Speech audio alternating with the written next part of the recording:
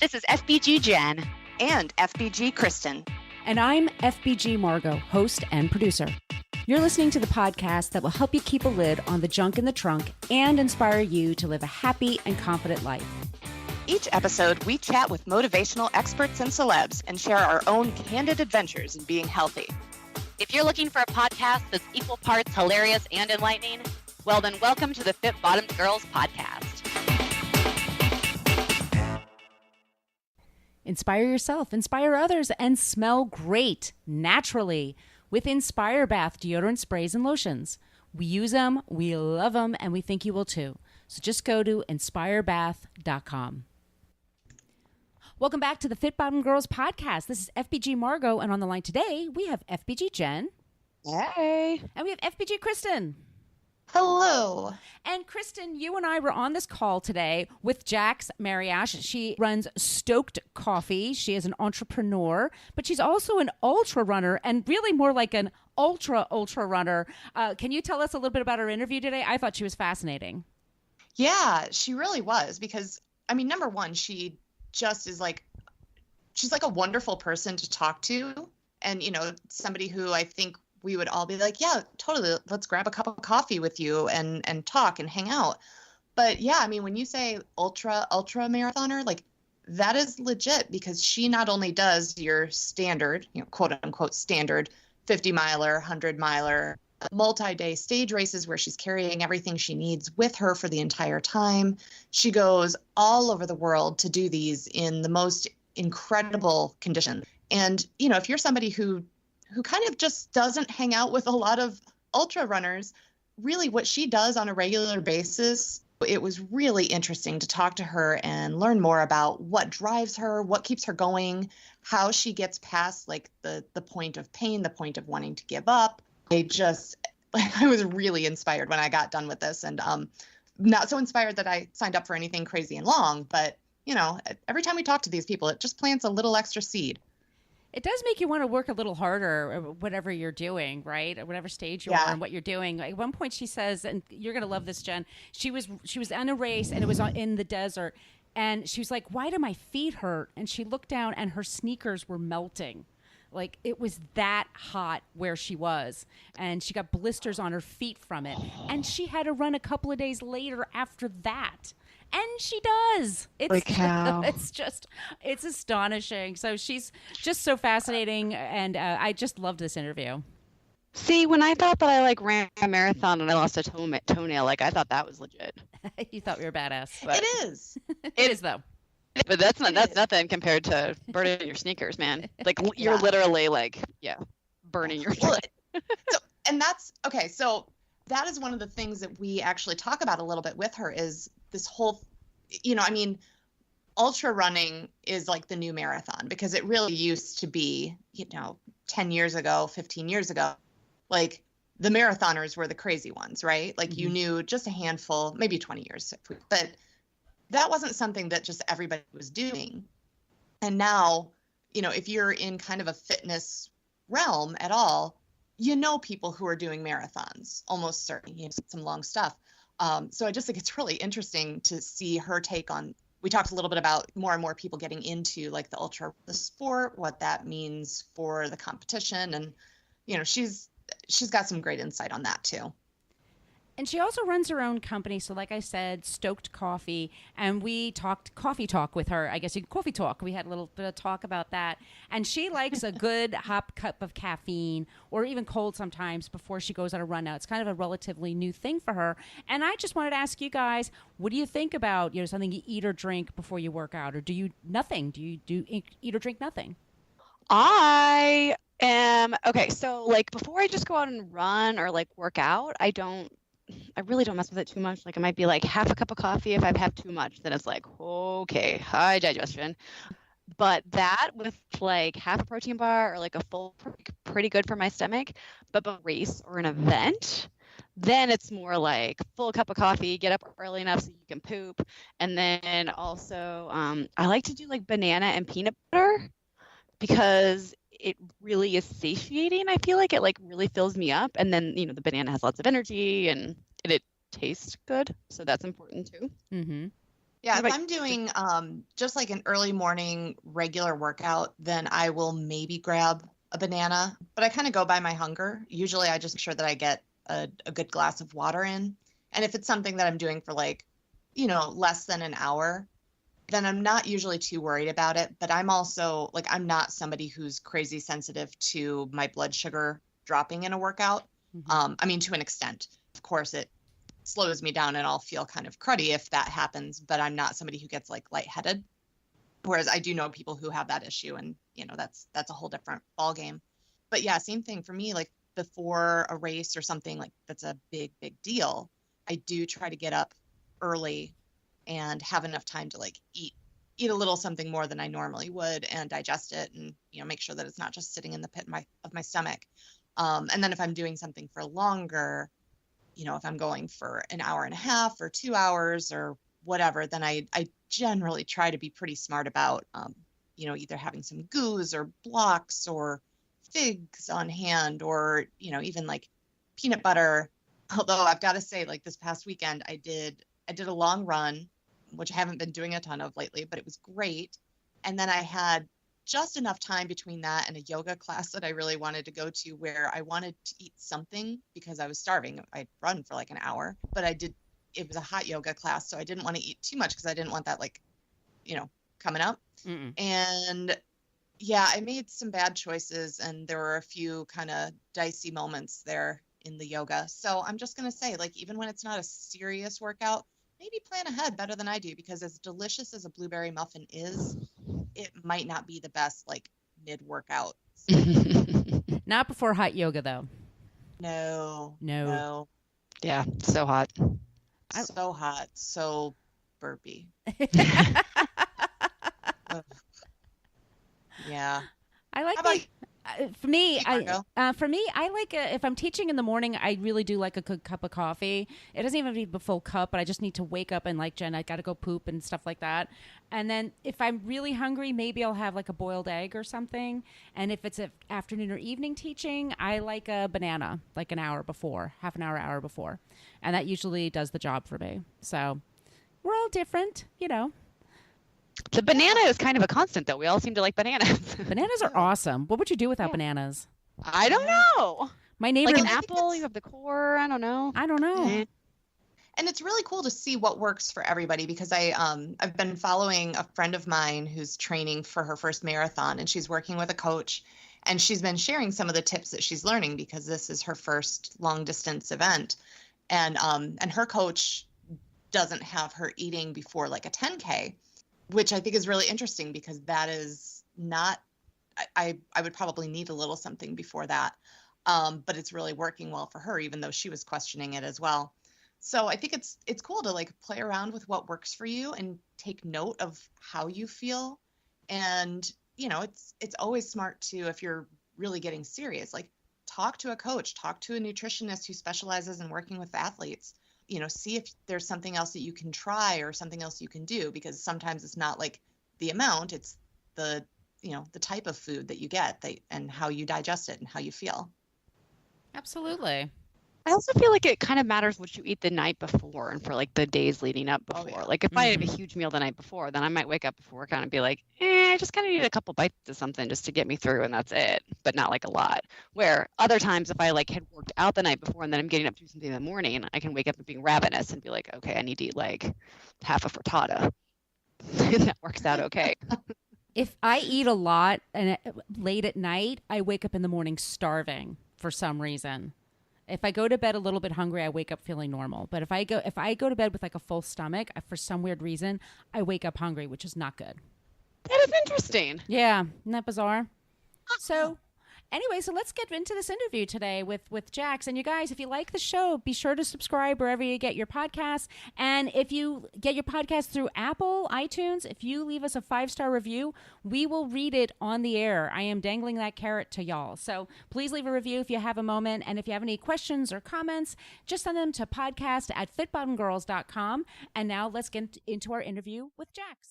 Remember, this show is sponsored by our fave all-natural deodorant line, Inspire Bath. In fact, for every bottle you purchase, they donate one to help build and empower women and girls at shelters and interim homes. Get yours and help give back at inspirebath.com. Jax Mariash is a 36-year-old world-class ultra runner and founder/owner of Stoked Roasters, a premium organic coffee company, which was launched in 2014 and whose mission is to fuel the adventure in all of us with one epic sip. She is the first woman in the world to complete the 4 Deserts Race Series Grand Slam Plus. In addition, she was crowned the 2016 4 Deserts Female World Champion. Previously, Jax chose to do a run mission to run 365 days in a row to create awareness for cancer research and inspire people to move their bodies to prevent disease. Jax is a runner, adventure seeker, entrepreneur, lover, dreamer, and doer. You could say she is one of those girls that doesn't really sit still, but she loves life so much and all that it has to offer that she just wants to enjoy every single bit of it 24/7. Welcome to the show, Jax. Thank you. Thanks for having me. Absolutely. This is FBG Margot, and on the line today, we have FBG Kristen. Hey, hey.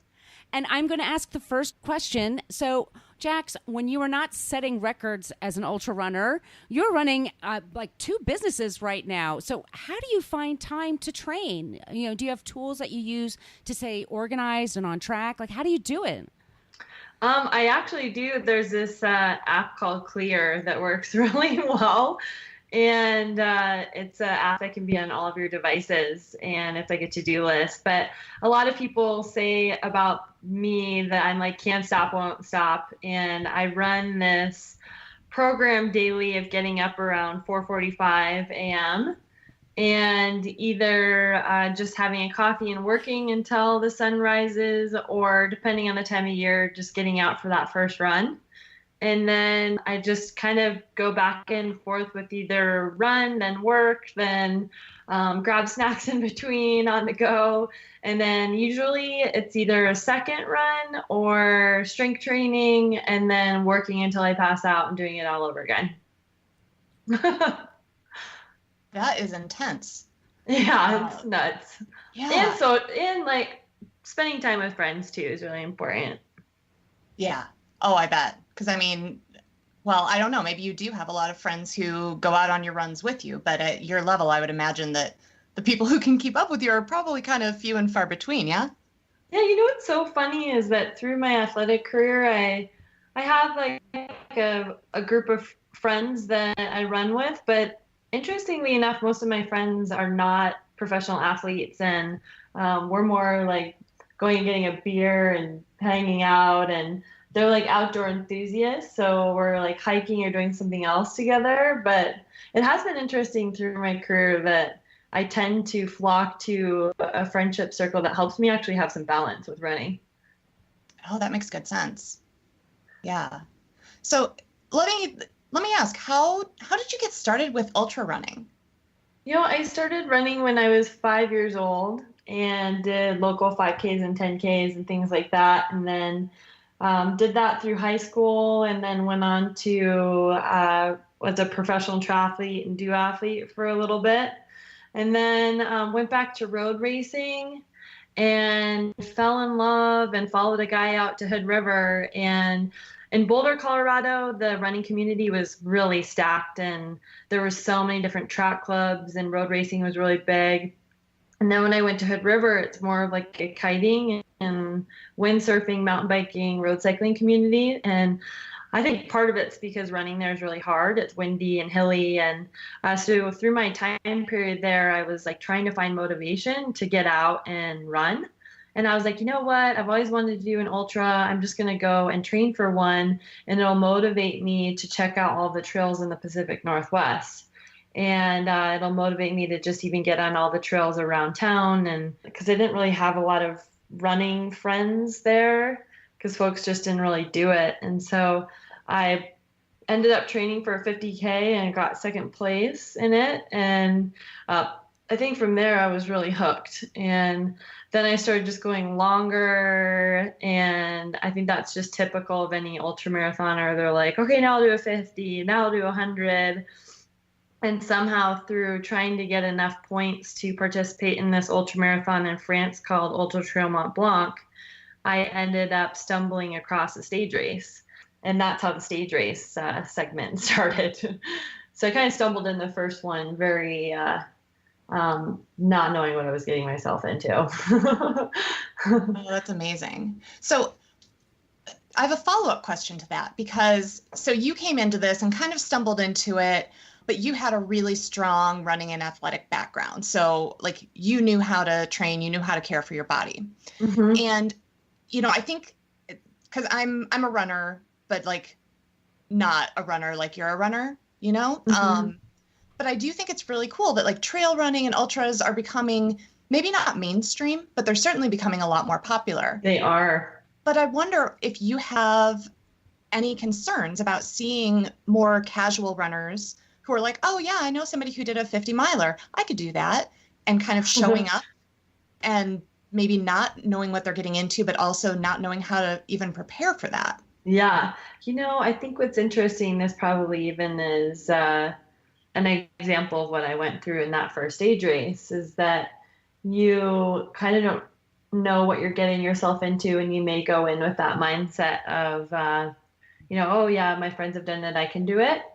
What's interesting that when you get into ultras, you're pushing your mind, body, and spirit so far that if you're not ready, you most likely will probably either barely make it in that first one, or you may drop out. And you may not make cutoff, things like that. And so that may be one area in ultras that helps people to just maybe have one where they're like, oh, wow, this is like totally different.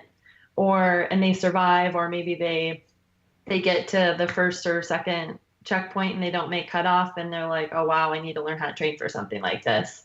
And I feel like a lot of people that get into ultras, they do tend to seek like blogs or podcasts or communities, magazines, books, things like that to try to understand how you go to this next level. But I think in being a professional ultra runner, there is a lot, as it's becoming more mainstream and it's growing really fast.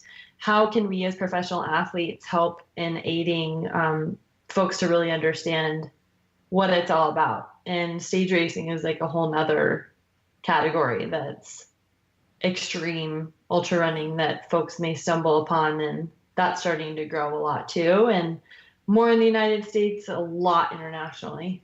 Cool.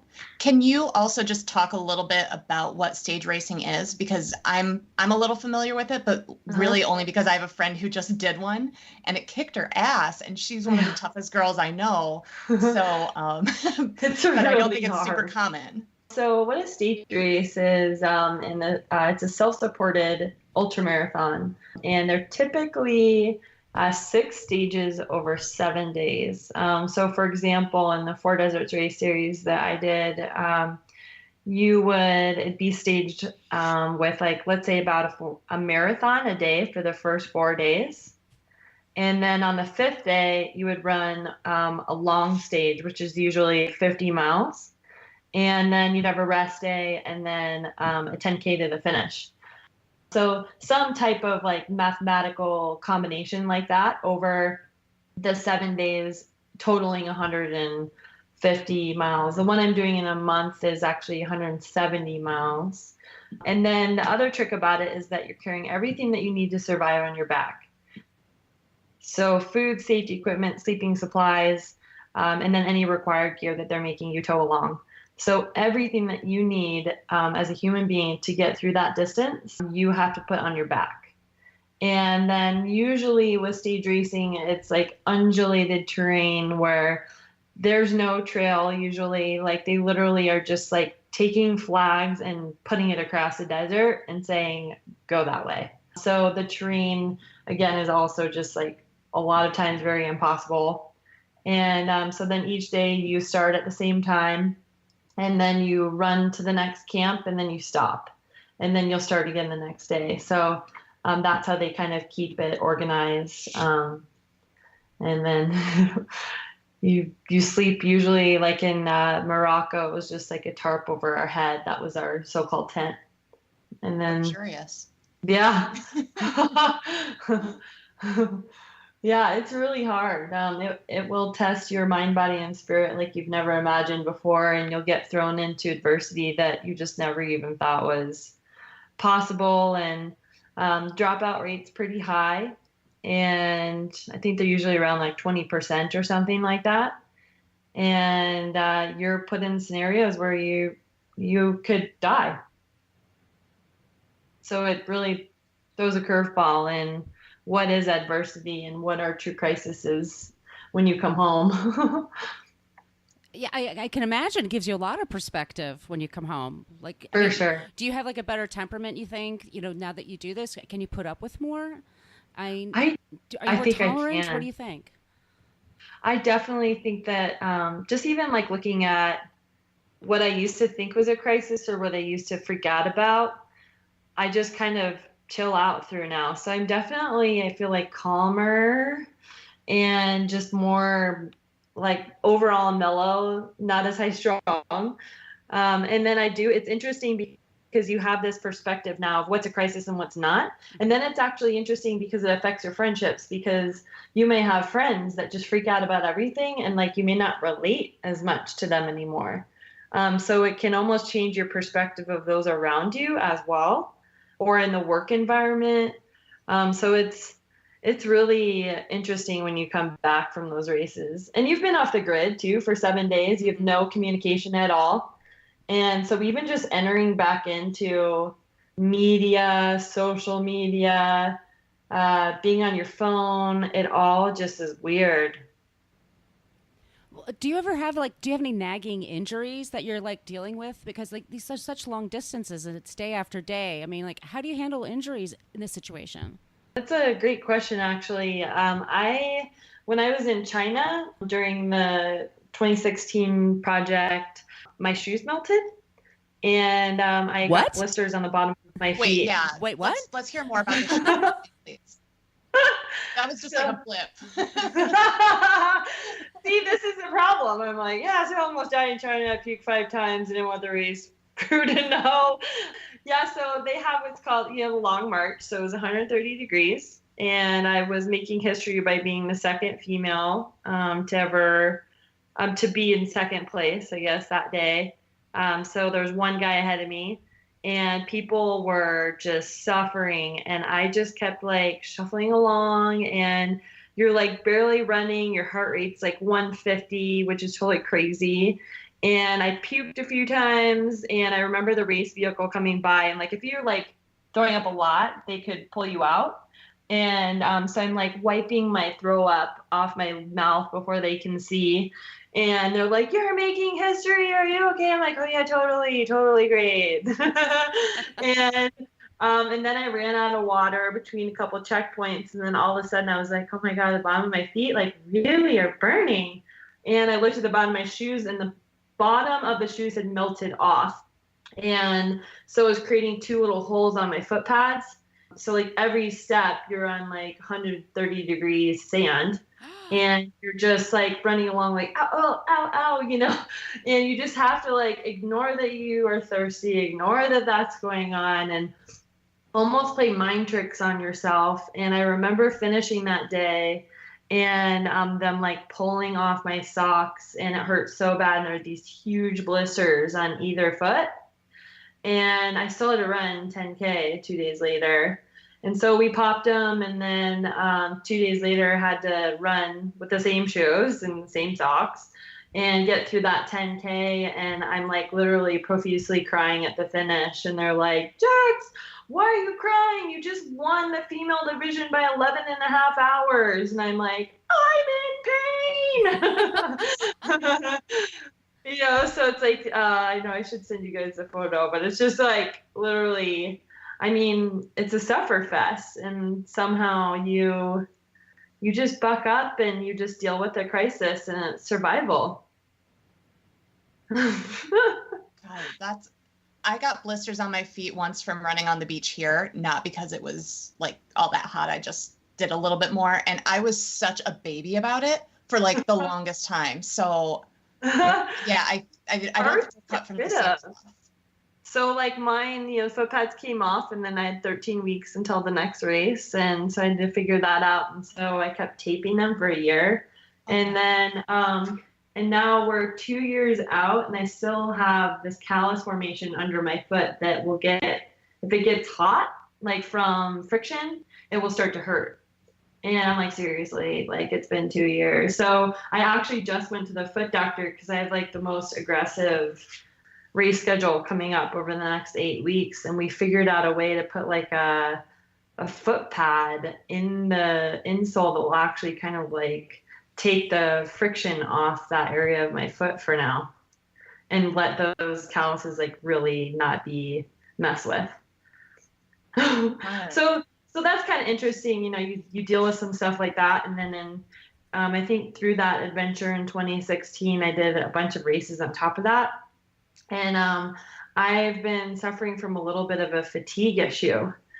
So we're trying to get to the bottom of that now because like blood results are perfect. But there's this like underlying like kind of chronic fatigue. And so I'm actually taking it as a challenge and a project with some supplement companies to really show like what can you do and put in your body to fight fatigue. So trying to just take a positive approach on it because it's been a different kind of a nagging issue for the past year and a half, and the reschedule ahead so scary that we're trying to really figure it out quick. Yeah. So, okay, that kind of leads into the next thing I wanted to ask you about, because we know that the body doesn't really know the difference between like physical stress, you know, like what your body would experience during a hard workout or an ultra marathon or, you know, crazy long run. And then, you know, the emotional and mental stress that you experience when you're, you know, say running a business. Mm-hmm. So how do you handle that? Like, do you have something outside of running that you go to for that like emotional and mental stress relief? Or how do you balance that? Or is it just kind of cool and you got it? Well, I think something that's kind of funny is they do almost in tandem help each other out. More probably work stress. I can go for a run and let it all go for a little bit. And so it's like, you know, you get out in wilderness and you're just checking out, no music, running along, and you can just like let it all go. And so in a weird way, running sometimes is that way to just check out. And then I meditate every day. And I think that helps a lot to just like get recentered and just kind of chill out. But you definitely have to have tools like that because otherwise there's just way too much going on between all the businesses and coffee shops and, you know, sponsor stuff and everything. It can be really overwhelming.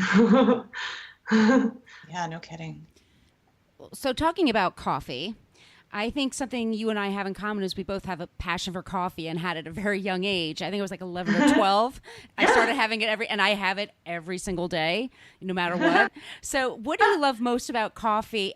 I have a couple of questions. What do you love most about coffee? How do you take your coffee? And please answer this question for me. This is very important. Do you keep your grounds in the fridge or in the freezer? Go. Okay, so I love coffee is kind of how I kickstart my day. And I think it has been since I was really little. And whether that's just having a nice cup while I'm starting to get into emails, or it's this excuse to actually just go have a cup with a friend. And that piece of community, I think, is really important. And so I'd say that's my biggest passion with coffee. And then I take my coffee. I have a quad Americano. I have a commercial espresso machine at home. Mm-hmm. So my roommate lucks out. And so we basically have like Americano party every morning. And I'm actually sipping on it right now.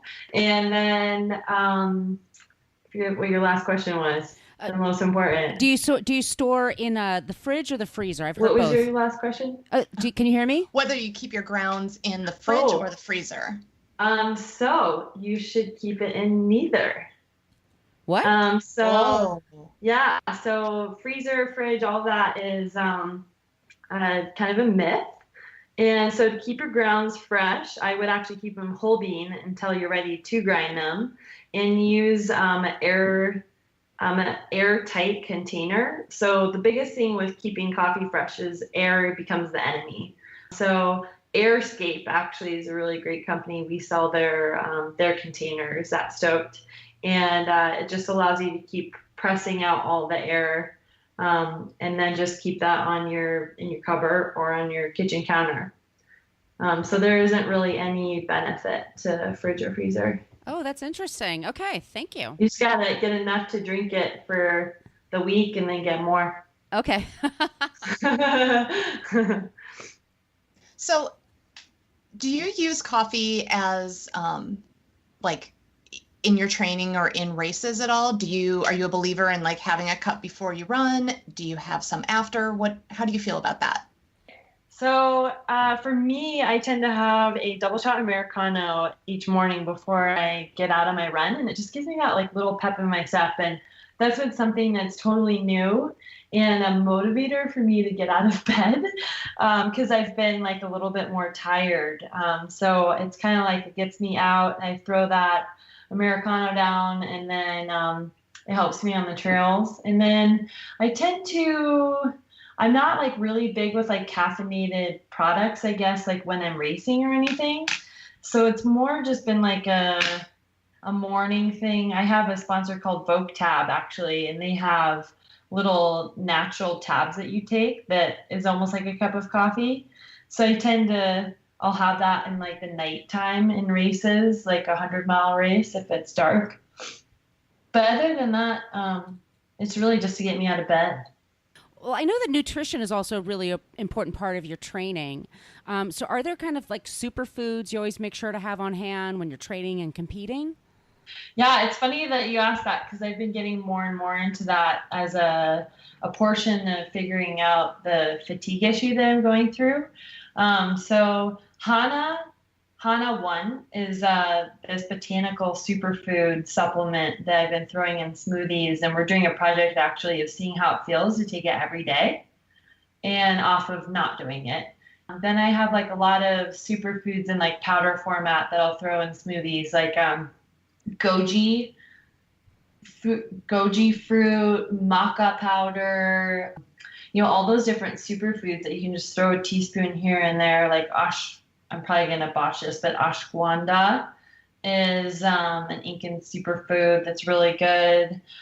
So there's so many different supplements out there that you can just like take 5 minutes and toss it in a smoothie. And I'm already in 1 week feeling actually all these benefits. So I've always kind of been with nutrition, like I eat whatever I want, and I'm kind of a meat and potatoes kind of eater.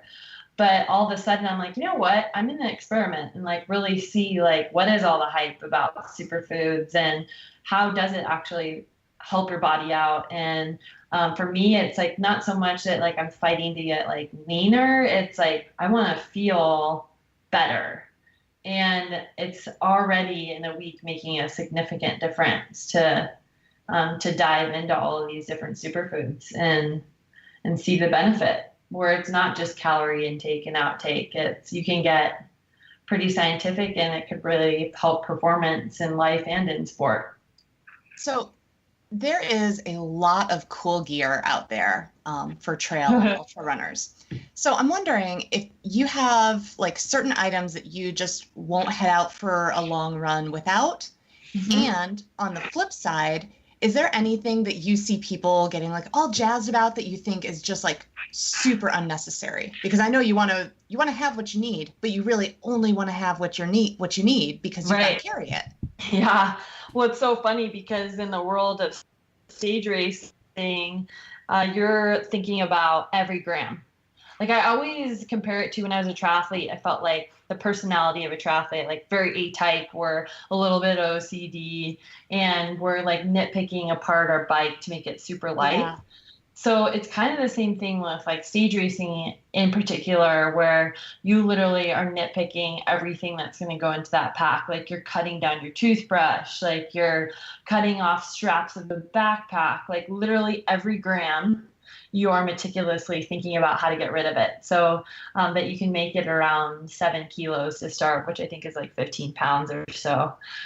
So I mean, right away, like even the pack that you're doing is important and needs to be light. So I'm actually working with Camelback right now on a prototype pack for stage racing specifically. And so we're really, really excited about that. And like the weight that you're trying to get at that is like 270 grams. So it's kind of interesting. Like when you look at the stage race world, like you really are thinking about weight. So like my breakfast is Oreos and Stoke coffee, and because we have an instant coffee called Stoke Sticks, and then some coconut shavings. And like I would never wake up at home and have Oreos for breakfast. So it's weird. It's kind of different. So even like freeze dried food, you're looking at Expedition Foods is a really good one. And I tend to have mac and cheese every single night. And it's like 800 calories for 160 grams. So I think out there gear is a little bit different, where it just matters like how light is your stuff, and people will totally nerd out on it. But I think like in the world of like single day stage racing, you get really picky, or single day running. Like I'm training for a 100-mile race right now. I'm doing Leadville Trail 100. Oh, and awesome. So there it's like my pack is really important to be really little and light, and just carry just enough to get through aid stations and stuff it again. So like pack fit is really important, and then shoes is a big thing. It's all about preference. But I wear La Sportiva shoes, and so I think that's a really big one. And then I think in the world of single day ultras, it gets down to like what poles are the best and things like that. So I'm doing Ultra Trail Mont Blanc actually 2 weeks after Leadville, which is totally crazy. And there it's like, do I really have the best poles? So I'm like looking at blogs and things like that right now, trying to figure out that piece that I've never really had to think about before. So let me ask you, when you're not running or working on your businesses, I mean, what are you doing with yourself? What do you do with your downtime? Do you have downtime? When the reschedule starts to get really tight, I don't have as much downtime. So like right now, literally it's just like run, work, eat right, sleep, strength train, meditate. It's really intense. But I still, like for me, I'm a social bug, and I just really love spending time with my friends. And so I think the first thing that I tend to do is just, I even try to fit it in where I'm like, well, I have to eat anyway, so I'm going to go snag a friend for lunch. So having those relationships is really important for me, and making time for my friends and having those reciprocal friendships means the world to me. So I think I try a lot with that. Like behind the scenes, I ended up actually going through a divorce at the same time that I was racing around the world. And so my Four Deserts family became my core family, and it showed me how important friendships are to help you through so much. So I think I really, really value that. You were talking earlier about how maybe your kind of type A triathlete mindset might be a bit of a help in the stage race world. But I'm wondering, I was reading an ESPNW article that was about you and a couple of other elite runners. Mm-hmm. And one of the quotes was, the same skill set that allowed them to become elite runners translates well to entrepreneurship. So I'm wondering, I wonder if you could talk a little bit about that. Like, mm-hmm. Is that because of the type A mindset, or is there something else in that skill set that you women share that does translate so well to starting and running and owning a business? I think it's twofold. I think it's the type A mindset, and then also it's most of the time, if you're a professional athlete now, let's say in our 30s, we grew up probably either doing that same sport or a different sport. And I think that there's something that's really unique about athletes that relates to business. So for example, like one of my friends, he was like a pro triathlete and didn't even finish college. And now he's like the #1 sales guy for Hilton Grand Vacations. And they picked him because he was an athlete. And I think what happens is that when you're athlete and you grow up that way, and let's say you've been on elite level for a lot of your life, you have to develop time management skills, and you have to goal set, and you have to build a training program, and you have to stick to it, and you have to be disciplined. And so you develop all these, like this kind of toolkit that helps you to become a successful athlete. And really, it's the exact same toolkit that you're going to use to be a successful entrepreneur. So I think that that's part of it. And then in tandem with that, I think that there's certain characteristics of being an entrepreneur that are like being an athlete. Like you have to be nimble. You can't be afraid to fail. You have to be independent and strong. And so there's like these characteristics that I think double on both sides that make it like plug and play a little bit. And so I think that's why a lot of times when you see folks that are maybe CEOs, or they're like heads of companies, or they're like killing it in business, a lot of times if you look back at their history, they may have been like on college athletics, or maybe they were a professional athlete, just retired, or I think a lot of times there is this tie there because of how they were almost trained when they were younger. And it's almost more important than your college classes. Well, that's an interesting correlation that you make there, like having that athletic past. I mean, what if you're somebody that's kind of new to athletics, you're just in the last few years, and you want to become an entrepreneur, like you're fitness minded and you want to run your own gig? What's your best advice for that? I almost feel like you could just do twofold, and it's developing those same tools will help you in either. So it's like how you set up your day. It's almost like you make your life schedule and you make your race schedule. And even if it's like a 5K, and they'll both almost, because of like the behavior that you use for both. I mean, one's lacing up and getting out the door, and the other one's like getting out your computer and jamming through emails or something. That skill set's the same. And so I think that will really help someone, where one will almost like help the other, and then they just keep plugging along and adding more. And I mean, the biggest thing with entrepreneurship, I think, is that you'll find entrepreneurs and you'll find entrepreneurs. And the biggest thing with entrepreneurship is this like die hard gung ho, I'm going to work a zillion hours and I may fail a lot, but I'm going to get back up again mindset. And it's those core pieces that are going to help you to be able to be an entrepreneur. And it's almost the same for athletics. You may try to do an interval this day and get halfway, but you just got to get up and do it again. And you can't be afraid about it, or you'll fail. Yeah. So kind of tagging on to that, we're talking about people who are maybe new to athletics, just getting started. What are your thoughts on if somebody is listening to this, or maybe has been seeing their friends signing up for ultras, and they're like, yeah, I want to do that. Do you think that this is a sport that is for anybody who wants to do it? I really do. The thing that's really cool about ultras is like right away, like you look at that distance and you're like, oh my God, like how do people run 50 miles? And maybe they've done a marathon, maybe not. And I really think it's good if someone's gonna dab into ultras that they do start with like marathon and just slowly go up. Otherwise, I think it really is extremely intimidating, but it's not impossible. The thing that's cool about ultras is that the terrain is mostly traditionally on trail. And the weird thing is that it's also on trail, and you're also going to go probably over mountains.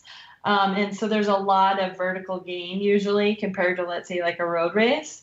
But what that means too is that you're going to be hiking and you're going to be going slower. And so part of that, when you think of the longer distance, is like, oh, well, at the same time that it's longer, people go slower. And like there is, even in stage racing, there are some people that hike the whole thing. And so it's almost like you can just know going in, like, I'm going to go slow and steady and like really ease into this and not put any pressure on yourself. And then I think just really see how that first one goes and see if you like it. And then from there, you can kind of build goals around it. But I think that is something that's different. It's like if I was like, hey, I'm going to go do my first 10K, I bet like over a 12-week program, I could even put a goal around it of like how fast I want to go and like be a little bit more strategic and aggressive about it. Where I feel like in ultras, you really need to go and be super calm and just really take the first one as an educational experience of what is this stuff about. And that's better for your body anyway. And then from there, you can start to build real hefty goals around it. And then, so I think it's like a slower approach, if that makes any sense. It totally does. And you actually just, like, I've sort of felt that way because I think that the idea of doing like a 50K trail to me is far more appealing than doing a road marathon. Like, yeah. Just 100 times more appealing. And it's growing a lot more too. Like folks are like, we saw the marathon rage happen and it was like, and we saw when people were like, oh my God, marathon's far. Like I remember when I was in, I did marathons before I did triathlons professionally.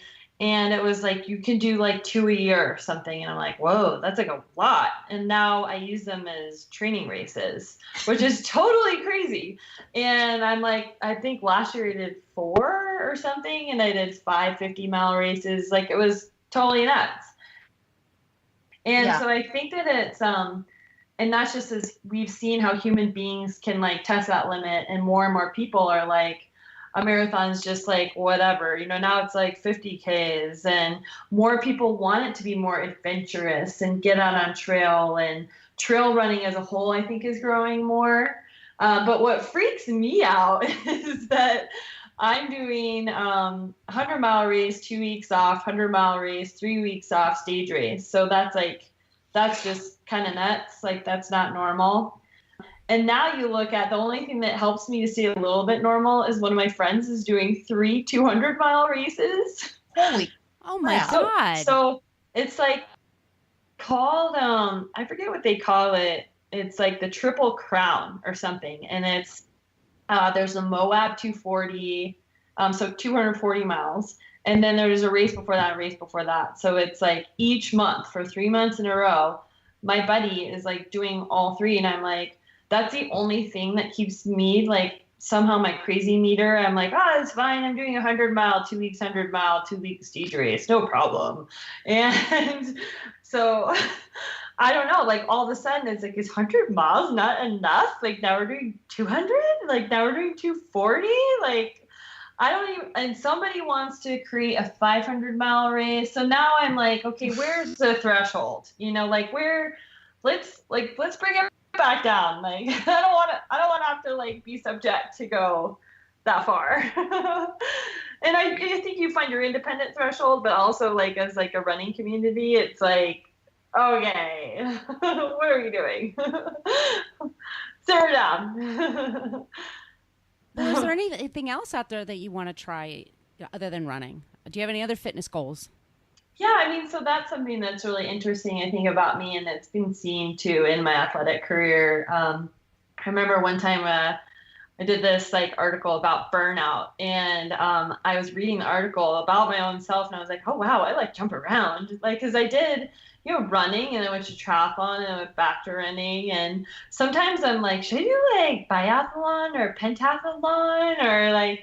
So I think that I am a little bit different in my athletic world, that I have like a few things left on my bucket list that I really want to accomplish. Like one is I want to be the first woman to race a self-supported stage race in every continent, because I feel like everyone's done an ultra or everyone's done a marathon. So I want to create this new notch.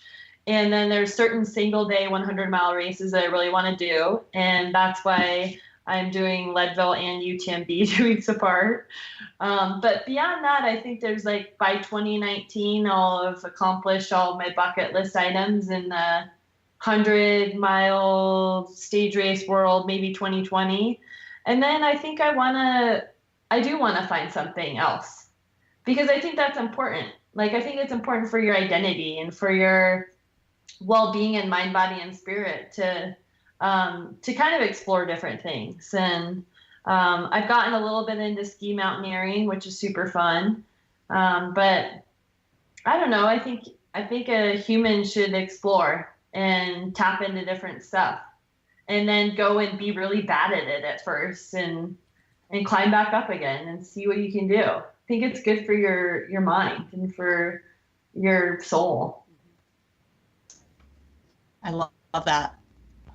All right, Jax. So tell us, or tell our listeners rather, where can we all find you on social media if we want to follow along with all of your incredible adventures?